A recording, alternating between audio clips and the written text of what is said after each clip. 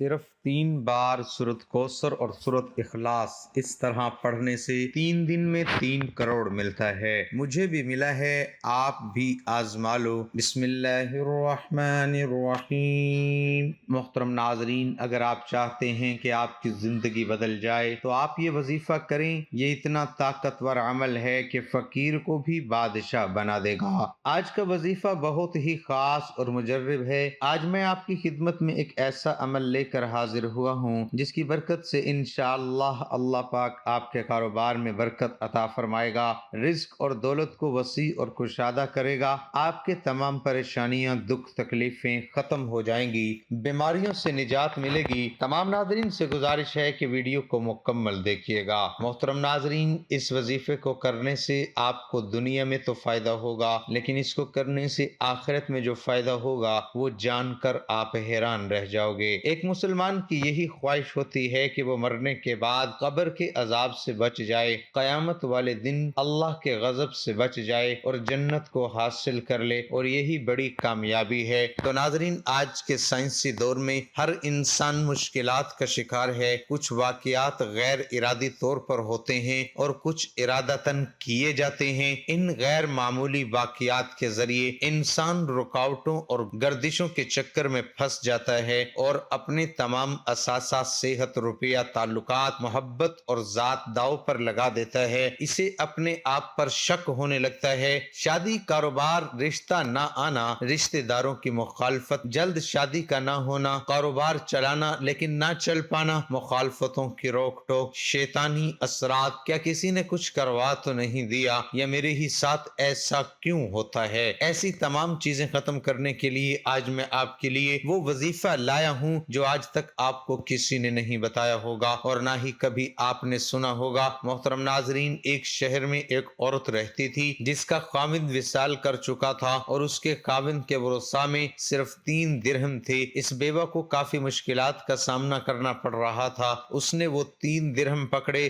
بازار میں جا کر ایک اون دیکھا اور اس کو پسند آیا تو اس نے اون کو خرید کر گھر لے آئی۔ چند دن گزرنے کے بعد اس نے اس اون کو بیچ دیا جس سے اس کو 5 درہم ملے۔ 2 سے ضروریات زندگی کے لیے چیزیں لے آئی اور 3 درہم کا پھر ایک اون لے کر آئی۔ اسی طرح سے وہ اپنے بچوں کی زندگی کے لیے ضروری سامان خریدنے لگی۔ ایک دن ایسا ہوا کہ جس نے اس کو پریشان کر دیا۔ بازار سے کچھ اون خرید کر گھر آئی، ان کو رکھ کر بچوں کو کھانا وغیرہ دینے میں مصروف ہو گئی تھی کہ ایک پرندہ اڑتا ہوا آیا اور اس کے اون کو اٹھا کر اڑ گیا۔ وہ اس عورت کے رزق کا ذریعہ بنا ہوا تھا۔ وہ بہت زیادہ پریشان ہو گئی، کہنے لگی اللہ میرے رزق کا یہ بھی ذریعہ ختم کر دیا ہے، اب میں کیا کروں گی اور کیسے اپنے بچوں کا پیٹ پالوں گی۔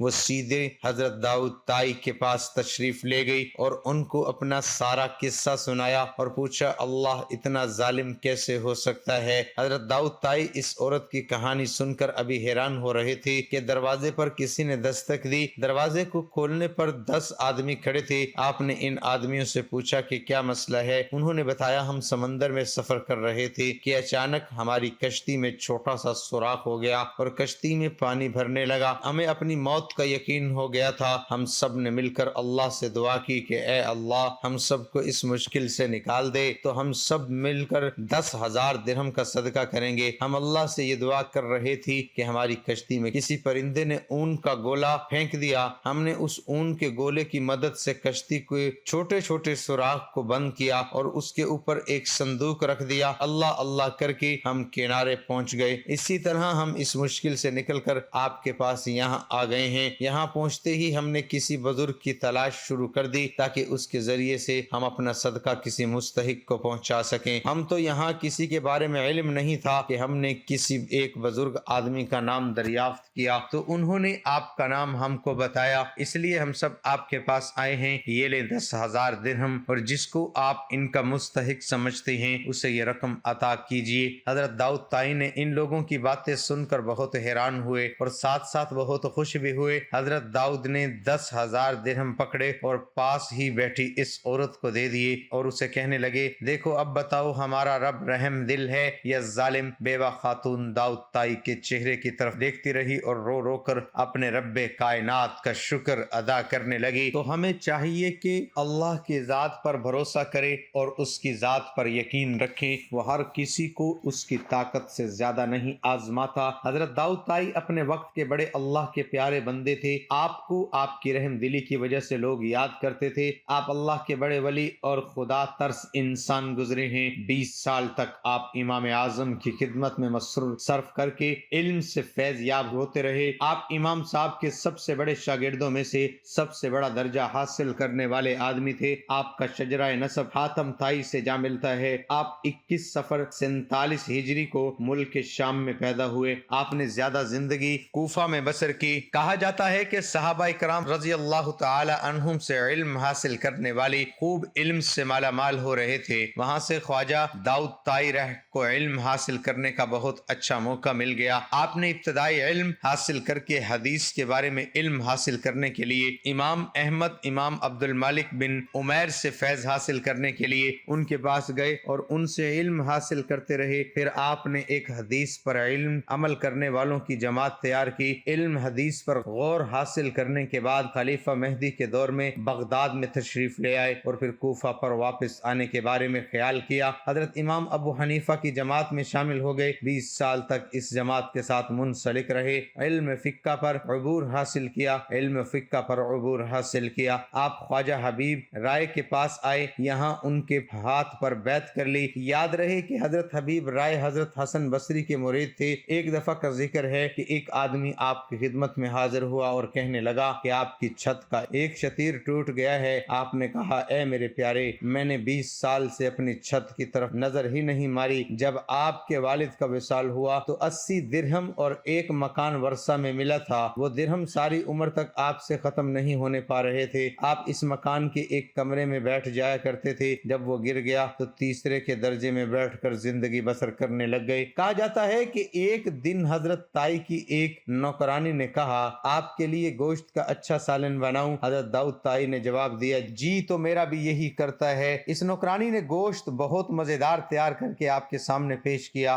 دعا فرمانے لگی، اے فلاں آدمی کے بچے کہاں ہیں؟ نوکرانی نے جواب دیا، اے آقا یہیں پر ہیں۔ تو آپ نے فرمایا، یہ گوشت ان بچوں کو دے دو۔ نوکرانی نے کہا، آپ اس گوشت سے کچھ کھا لیں۔ تو آپ نے فرمایا، یہ گوشت کھا کر بھی گندگی بن کر کوڑے میں جانا ہے۔ اگر میں یہ کھانا یتیم کو کھلا دوں تو یہ اللہ تعالیٰ کی بارگاہ میں مقبول ہو جائے گا۔ سارا سالن یتیم کو بھجوا دیا اور خود اپنے معمول کی خوراک کھا لیا۔ حضرت امام صادق کے پاس تشریف لے آئے اور عرض گزار ہوئے، اے آقا مجھے کوئی نصیحت فرما دیجئے، میں اندر سے کالا ہو گیا ہوں۔ آپ کہنے لگے، تم زمانے کے مشہور زاہد اور عابد ہو، تم کو میری کس طرح کی ضرورت محسوس ہوئی؟ حضرت داؤد طائی نے کہا کہ رسول اللہ صلی اللہ علیہ وسلم کے فرزند آپ کو ساری مخلوق پر فضیلت حاصل ہے، آپ کا سب کو نصیحت کرنا واجب ہے۔ آپ نے فرمایا، اے داؤد طائی ہمیشہ اس کام سے دور رہتے رہو، ایسا نہ ہو جائے کہ میں کسی اور کو ایسی نصیحت کر دوں جو قیامت کے دن مجھے اس کا حساب ادا کرنا پڑے۔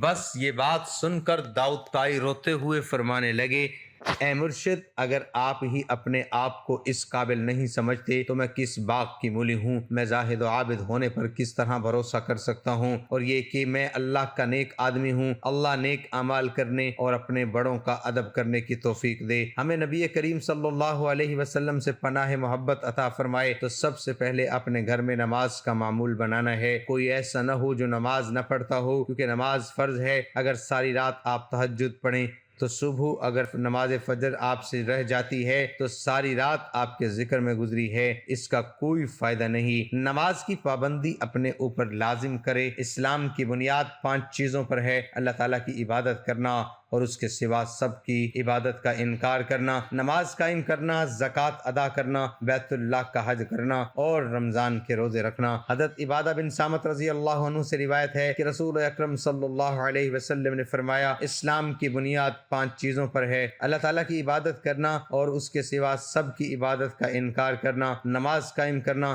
زکوٰۃ ادا کرنا، بیت اللہ کا حج کرنا اور رمضان کے روزے رکھنا۔ حضرت انس بن مالک رضی اللہ عنہ بیان کرتے ہیں، حضور نبی اکرم صلی اللہ علیہ وسلم کے پاس ایک شخص نے آ کر کہا، یا رسول اللہ، مجھ سے ایک ایسا جرم ہو گیا ہے جس پر حد ہے، آپ صلی اللہ علیہ وسلم مجھ پر حد جاری فرما دیں۔ اتنے میں نماز کا وقت آ گیا۔ اس نے حضور نبی اکرم صلی اللہ علیہ وسلم کے ساتھ نماز پڑھی۔ جب اس نے نماز پڑھ لی تو عرض کی، یا رسول اللہ، میں نے حد لگنے والا کام کیا ہے، آپ کتاب اللہ کے مطابق حد قائم کیجئے۔ آپ صلی اللہ علیہ وسلم نے فرمایا، کیا تم نے ہمارے ساتھ نماز پڑھی ہے؟ اس نے عرض کیا، جی ہاں۔ آپ صلی اللہ علیہ وسلم نے فرمایا، اللہ تعالیٰ نے تمہارے گناہوں کو اس نماز کے صدقے معاف کر دیا ہے۔ پھر نماز کے بعد اول و آخر درود شریف پڑھیں، 3، 7 یا 11 مرتبہ درود پاک پڑھیں، پھر اس کے بعد 3 مرتبہ سورۃ اخلاص اور 3 مرتبہ سورۃ کوثر پڑھیں۔ یا باسطو یا رزاقو کی ایک تسبیح پڑھنی ہے۔ ناظرین، سورۃ اخلاص اور سورۃ کوثر کو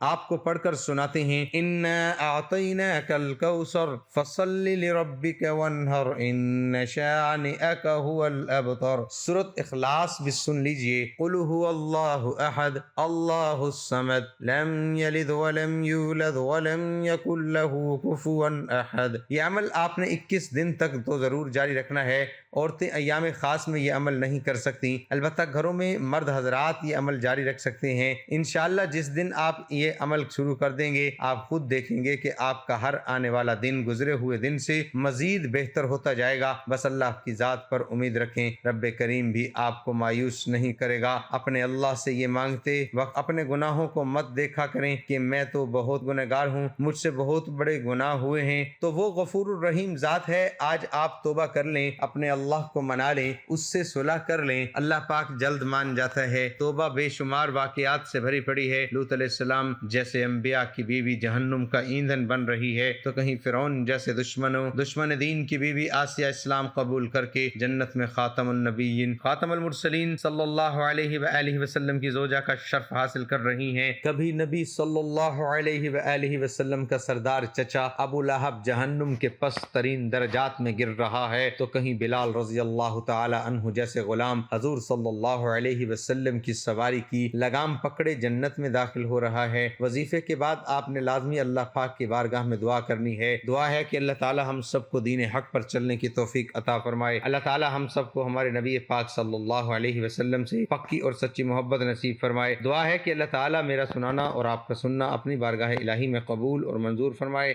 آمین ثم آمین۔ تمام ناظرین سے گزارش ہے کہ اللہ تعالی کے 99 ناموں میں سے کوئی ایک نام لکھ کر کمنٹ میں ضرور ٹائپ کریں۔